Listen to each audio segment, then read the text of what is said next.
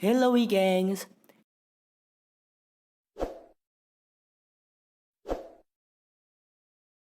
Kata nuklir mungkin sudah tak asing lagi di telinga kita. Pendapat soal nuklir sangat beragam. Ada yang menganggap bahwa nuklir dapat bermanfaat dan ada yang menganggap nuklir justru membuat malapetaka bagi manusia.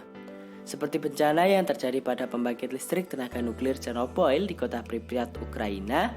Ketika reaktor pembangkit listrik Chernobyl meledak, partikel radioaktif yang menyebar di udara mengakibatkan banyak korban meninggal. Munculnya radiasi nuklir hingga berbagai keanekaragaman hayati serta sumber air menjadi sangat terkontaminasi. Meskipun begitu, tumbuhan di zona tersebut nyatanya mampu pulih hanya dalam 3 tahun. Bahkan banyak yang tidak mati saat kejadian tersebut. Bagaimana bisa ya gengs? Tumbuhan tahan terhadap radiasi nuklir yang dahsyatnya seperti itu. Berikut ini penjelasannya. Bagaimana radiasi nuklir mempengaruhi sel? Seperti yang kita ketahui, radiasi nuklir dapat mempengaruhi sel makhluk hidup. Dilansir The Conversation, zat radioaktif dari nuklir bersifat tidak stabil. Zat ini terus-menerus menambahkan partikel berenergi tinggi serta gelombang yang dapat menghancurkan struktur sel tersebut. Pada saat dosis radiasi yang tinggi, DNA menjadi kacau sehingga sel cepat mati. Dosis radiasi yang lebih rendah dapat menyebabkan mutasi sel menjadi sel kanker, berkembang biak secara tak terkendali, dan menyebar ke bagian tubuh lainnya. Ini menjadi fatal terhadap manusia dan hewan karena sel tubuh mereka punya tugas dan fungsi masing-masing.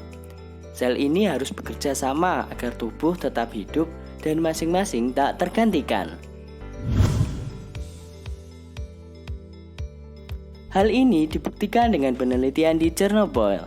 Penelitian mengenai pertumbuhan tanaman yang hidup di zona terkontaminasi radiasi nuklir pernah dilakukan dan dimuat di dalam Environmental Science and Technology Journal, melansir dari BBC. Penelitian dilakukan dengan cara menanamkan biji lenan atau flax seeds dan kacang kedelai di area dengan radiasi yang tinggi, hanya beberapa kilometer dari pusat bencana Chernobyl yang terjadi.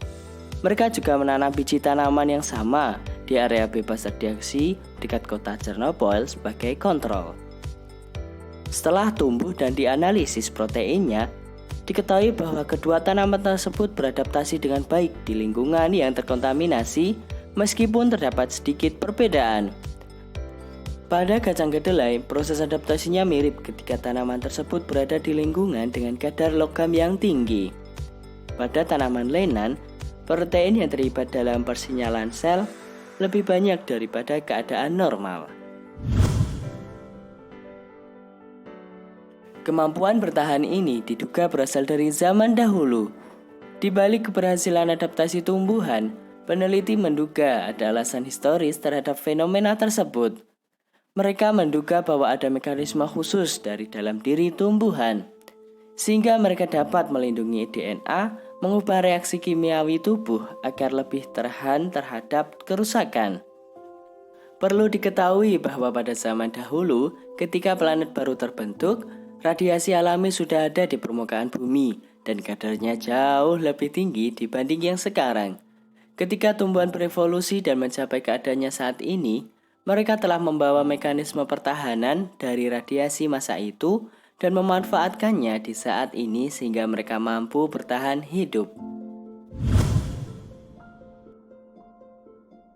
Tumbuhan yang terkontaminasi masih bisa berbahaya bagi manusia. Meskipun tumbuhan dapat menyesuaikan diri dan bertahan hidup, bukan berarti mereka tidak berbahaya ya gengs.